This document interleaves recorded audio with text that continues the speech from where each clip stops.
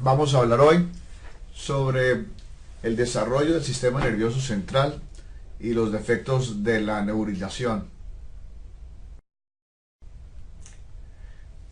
Los propósitos de esta charla es mostrar las fases del desarrollo neural usando diagramas tridimensionales, explicar cuáles son las fases del desarrollo del sistema nervioso central, específicamente de la neurulación, utilizando diagramas tridimensionales y resonancias magnéticas, y correlacionar los desórdenes descritos con neuroimágenes del cerebro y de la columna vertebral.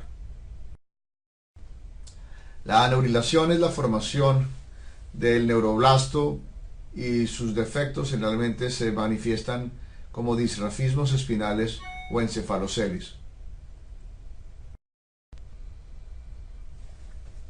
Todo comienza cuando el espermatozoide encuentra el óvulo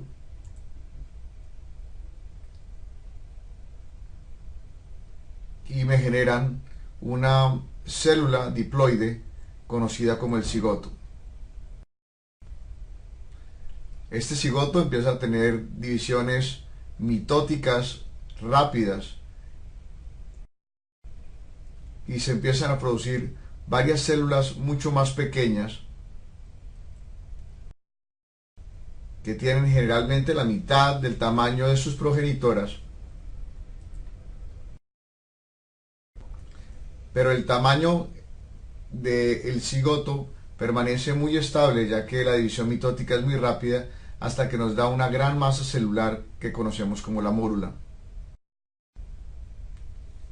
Después de un tiempo se empieza a evidenciar una cavidad que se llama la cavidad blastocística, y en ese momento esta figura embrionaria se conoce como el blastocisto. Al final de la segunda semana tenemos una nueva cavidad que se conoce como la cavidad amniótica, que en este momento la tenemos en la parte superior del diagrama, y la cavidad blastocística empieza a conocerse como la cavidad vitelina, y tenemos un embrión con dos láminas. La lámina que está en contacto con la cavidad amniótica se conoce como el epiblasto, y la que está en contacto con la cavidad vitelina en verde es el hipoblasto. Esta es la etapa del embrión bilaminar. Al cabo de una semana empiezan a especializarse estos discos embrionarios, y tenemos ya los 3 discos con los que vamos a empezar a trabajar la formación del embrión. Este disco que tenemos en la parte superior o azul es el disco ectodérmico, de donde van a salir la piel, las faneras y el sistema nervioso. La región de la mitad en rojo, el disco en rojo, es el disco mesodérmico, y el disco endodérmico, que está en verde en la región inferior, está en contacto con el saco amniótico. Fíjense cómo el ectodermo está en contacto con el saco vitelino.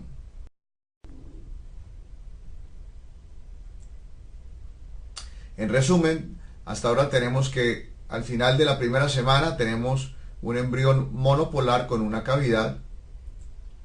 Al final de la segunda semana tenemos un embrión con 2 discos y 2 cavidades. Y al final de la tercera semana tenemos un embrión trilaminar con 3 cavidades si contamos el saco coriónico.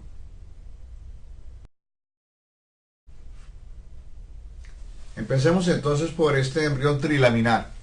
Como vemos acá, tenemos un corte de los discos en donde se encuentra el disco ectodérmico en azul, mesodérmico en rojo y verde el endodérmico, con los sacos vitelino en verde, amniótico en azul, y en la parte periférica el saco coriónico.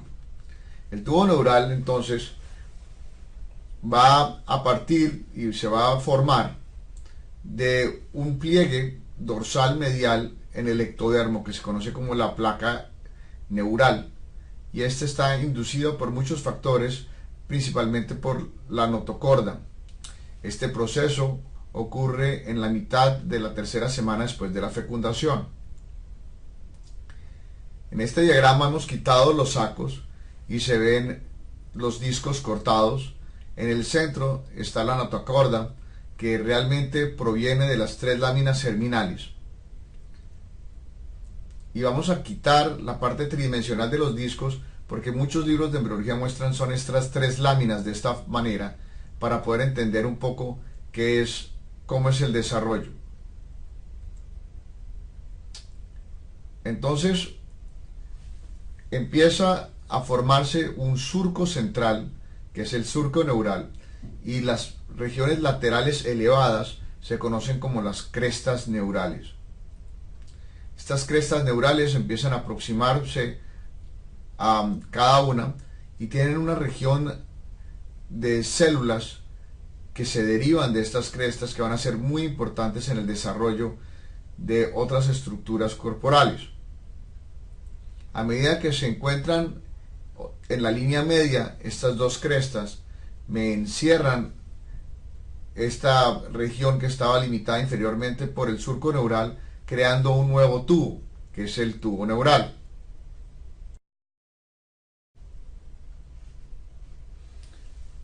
Ahora, las aperturas que tiene el tubo al cerrarse van a ser en la región cefálica y caudal. Se cierra en forma de zipper desde la región central, y estas aperturas se conocen como neuroporos. Son las últimas partes en cerrarse, y el neuroporo anterior se cierra generalmente en el día 25 y el posterior en el día 27. Para estudiar el resto del desarrollo vamos a voltear de esta manera el embrión para poder entender un poco más la localización anatómica, ya que el tubo neural se va a localizar en la parte inferior en nuestras imágenes axiales. A mano derecha vemos una microfotografía de un embrión, en donde se ve que en el centro está cerrado el tubo neural y tiene sus dos neuroporos, el neuroporo cefálico y el caudal, aún abiertos.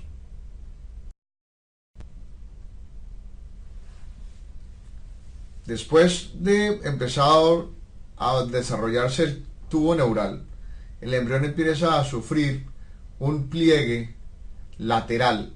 Ese pliegue se hace como si estuvieran doblando los discos, este disco trilaminar, de forma tal que el ectodermo queda en la región externa, el endodermo en la región interna de este plegamiento, y el mesodermo sigue quedando en la mitad. Esto hace que la configuración final del embrión explique por qué el ectodermo está en la región lateral y me va a desarrollar la piel y las faneras, mientras que el endodermo va a terminar desarrollándome el tubo neural, y hace parte del desarrollo de los epitelios del tubo digestivo, del aparato respiratorio.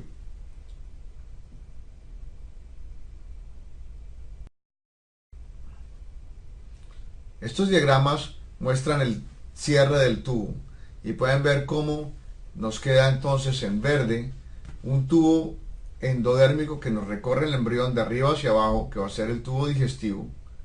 En azul me queda el ectodermo rodeándome del embrión, y en la región dorsal hay un tubo pequeño que es el tubo neural que se acaba de formar, que está también recorriendo de manera longitudinal el embrión. De la misma manera que se empiezan a plegar estas capas, las cavidades que estaban relacionadas con estas capas empiezan a alterarse para seguir estos pliegues laterales.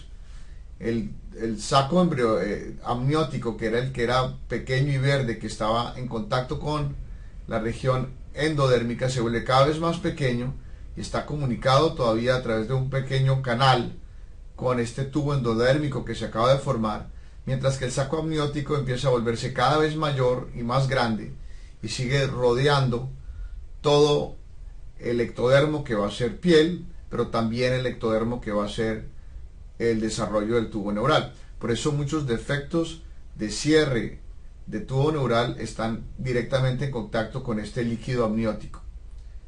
A mano derecha tenemos un ultrasonido de 8 semanas donde se pueden ver el polo embrionario, el saco vitelino, el saco amniótico y en la periferia el saco coriónico, también denominado saco gestacional.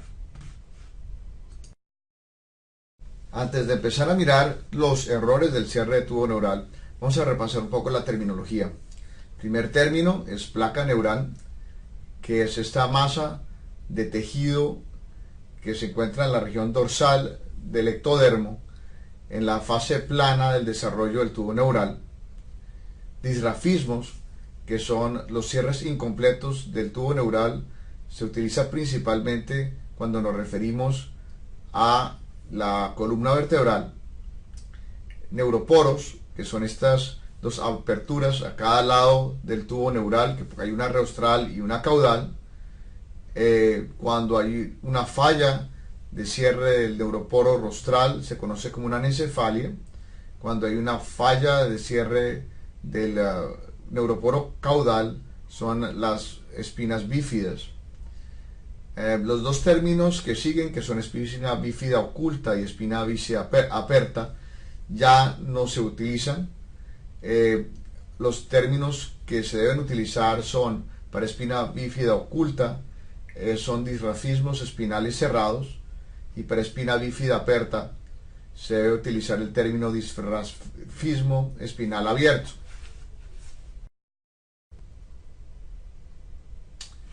Vamos entonces a estudiar los defectos de cierre del tubo neural hacia la región del canal medular. Y vamos a ver tres términos. Mielocele, que es cuando no hay expansión subaracnoidea, en donde se encuentra la plácula completamente en contacto con el líquido amniótico. Los mielomeningoceles, donde esta expansión tiene una elevación a partir del espacio subaracnoideo de la plácula, que está por encima del nivel de la espalda del paciente. Y siempre va a haber una fusión incompleta de las estructuras vertebrales en los pacientes que tengan estas lesiones. Si lo único que está protruyendo son meninges y no hay una elevación de la plácula, esto se conoce como un meningocele. Acá tenemos diagramas sagitales donde nos muestran primero un mielocele. Fíjense cómo no hay un desplazamiento dorsal del tubo neural y hay un contacto con el líquido amniótico. En el segundo ejemplo, en el de la mitad, hay un mielomeningocele donde se considera elevado, realmente está desplazado hacia la región dorsal, el tubo neural. Y en el meningocele hay una expansión dorsal de las meninges, pero el tubo neural no está protruyendo por el defecto. Vamos a empezar con el meningocele. Meningocele es un defecto de neurilación de la columna lumbar baja y va a encontrar siempre un saco que está en comunicación con el saco dural. Este pequeño saquito no debe tener ningún tipo de estructuras nerviosas dentro de él y está muchas veces asociado con defectos de la línea media, ya sea en la piel o en los tejidos subdérmicos, que pueden ir desde pequeños lipomas, hipertricosis o senos dérmicos.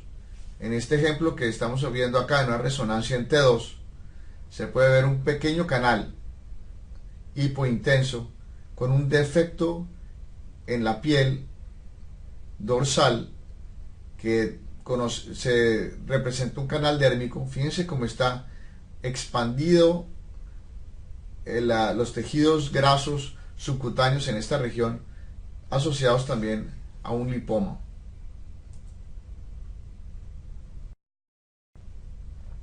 Los mielomeningoceles se dan cuando hay fusiones incompletas de los elementos posteriores y este saco tecal que está distendido tiene un desplazamiento dorsal de la médula espinal y de las raíces nerviosas. Vean cómo es de diferente al que habíamos visto en el ejemplo anterior.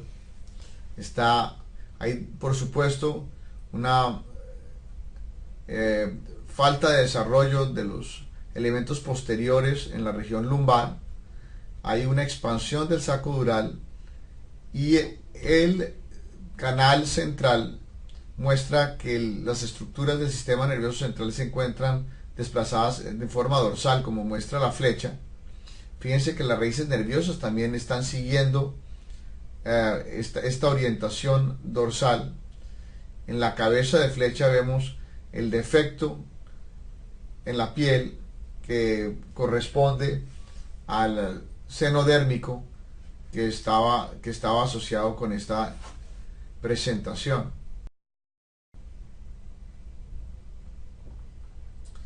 Los mielomeningoceles y los disrafismos dorsales en general se creen que hacen una disminución de la presión del líquido cefalorraquídeo y esto es asociado con las malformaciones de Chiari tipo 2. Aquí vemos un ejemplo de Chiari tipo 2. En el primer ejemplo vemos un corte axial donde hay las amígdalas cerebelosas y parte del cerebelo está protruyendo por el foramen magno. A mano derecha tenemos un corte sagital en T2 y vemos como hay una disgenesia del cuerpo calloso que muestra la cabeza de flecha. Hay también una deformidad del tectum, está totalmente aplanado el cuarto ventrículo. La tórcula se encuentra insertada muy abajo, con un seno recto que está orientado de manera vertical. Y vemos la protrusión de las estructuras del cerebelo por el foramen magno que se encuentra ampliado. Estas son características de un Chiari tipo 2.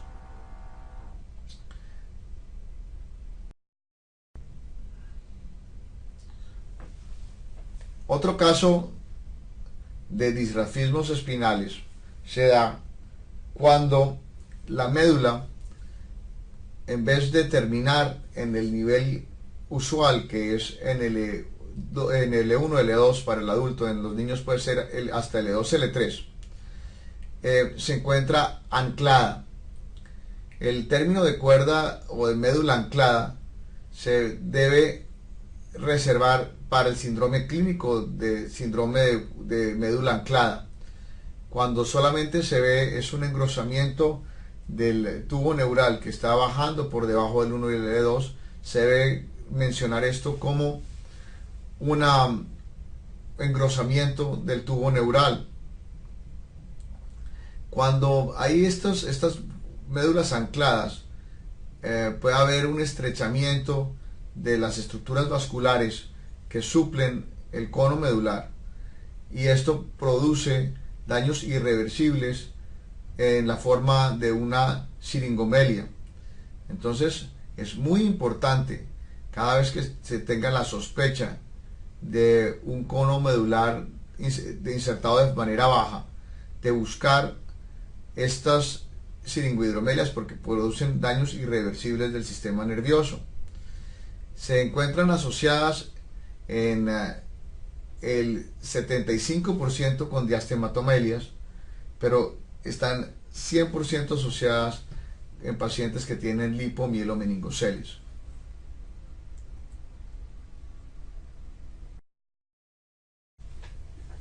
Acá tenemos un ejemplo por ultrasonido en una recién nacido de un síndrome de cuerda anclada clínico y por imágenes se ve el engrosamiento del cordón medular. En las imágenes de la mano izquierda ven un corte sagital. Fíjense donde se encuentra L1 marcado en la diapositiva Cuando miramos el canal medular vemos que está lleno o ocupado por tejido neural y que en la parte central tenemos señalado por las flechas una dilatación que se ve hipoecoica que corresponde a una siringohidromelia. En la imagen del lado derecho tenemos un corte axial donde vemos en la imagen este centro hipoecoico nuevamente señalado por la cabeza de flecha que corresponde a una siringohidromelia. El ultrasonido es una herramienta que nos ayuda muchísimo para evaluar los disrafismos en los pacientes recién nacidos antes de que haya una osificación de la columna vertebral. Este es un ejemplo muy interesante de un paciente adulto de 26 años después de un accidente de tránsito que presentaba una sintomatología que no correspondía con los niveles de las lesiones. Vemos en la tomografía computada que en los cuerpos vertebrales L5 y L1 hay fracturas de estos cuerpos vertebrales con retropulsión de fragmentos. A la mano derecha tenemos un corte sagital en T2 donde vemos las fracturas y vemos que la retropulsión de los fragmentos produce una compresión de las estructuras nerviosas del canal medular. Pero si nos fijamos con mucho cuidado, vemos que la médula espinal está ocupando todo el canal medular en este caso. Este era un paciente adulto que había tenido una cuerda anclada, un síndrome de cordón anclado asintomático y que desafortunadamente presenta estas dos fracturas y ambas producen compresión de las estructuras nerviosas. En la resonancia axial, en el T2, vemos un corte de columna lumbar baja y vemos como la médula todavía se encuentra presente en los niveles lumbares bajos. Este es L4.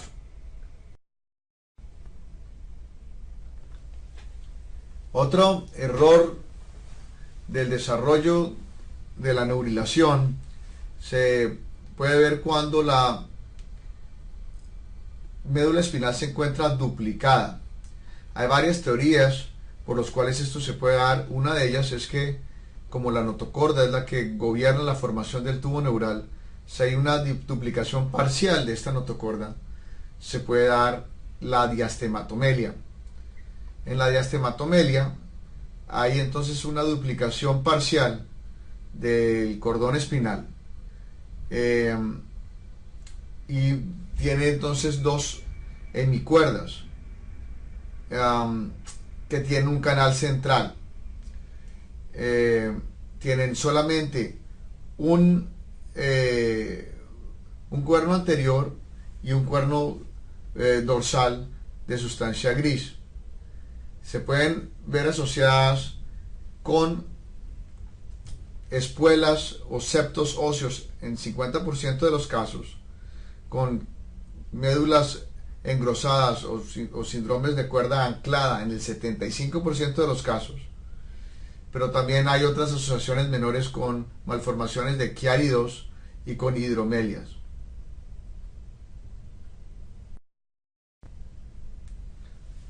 Hay dos formas de diastematomelia que han sido descritas. La tipo 1, en donde hay realmente dos sacos durales separados por un septo osteocartilaginoso. Como lo vemos aquí en el diagrama, hay un septo óseo que me está dividiendo las dos hemicuerdas, entonces son dos sacos aparte. Fíjense en el diagrama superior de la mano derecha, en el T1 sagital, lo difícil que es hacer el diagnóstico en cortes sagitales, pero se alcanza a ver el septum. Y el segundo tipo es en donde hay un solo saco dural que envuelve a las dos hemicuerdas y que puede o no estar separado por un pequeño septo fibroso, pero hay un solo saco dural. Lo vemos en el tipo 2, en el ejemplo de abajo, donde hay una tomografía computada, y a mano derecha vemos como las dos hemicuerdas se encuentran dentro de un gran saco dural en el T1 axial.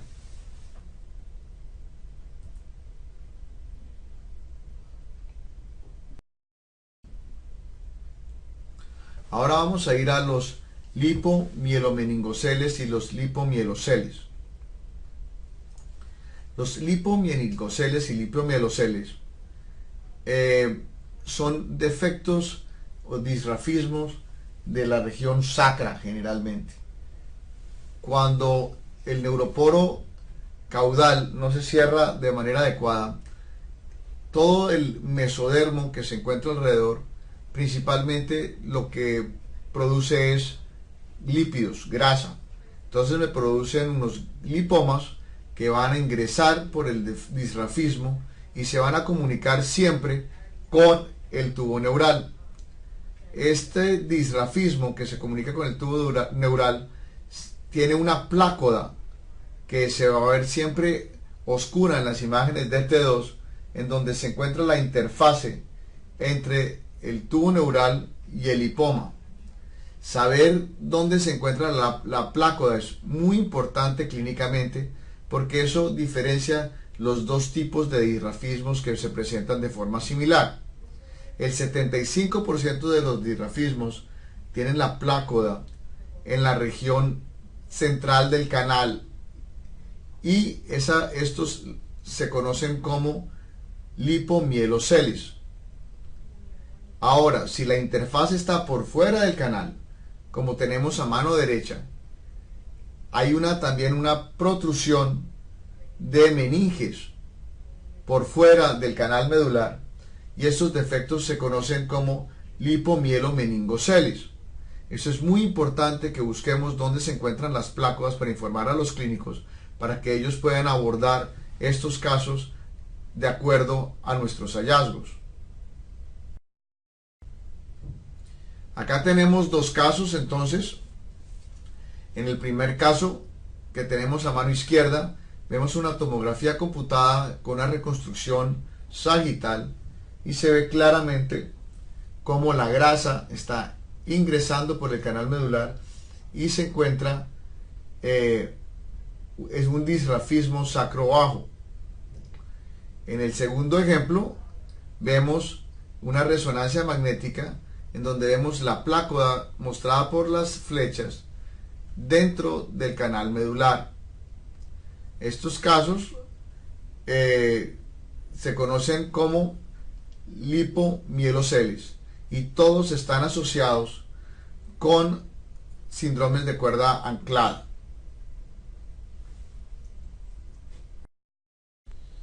En este otro caso vemos como la plácoda se encuentra por fuera, señalada por la flecha en la imagen sagital de T2 de la mano derecha. Hay un defecto muy similar al que habíamos visto en el ejemplo anterior, pero también hay una protrusión de meninges clara a través del defecto sacro. Esto entonces es un lipomielomeningocele.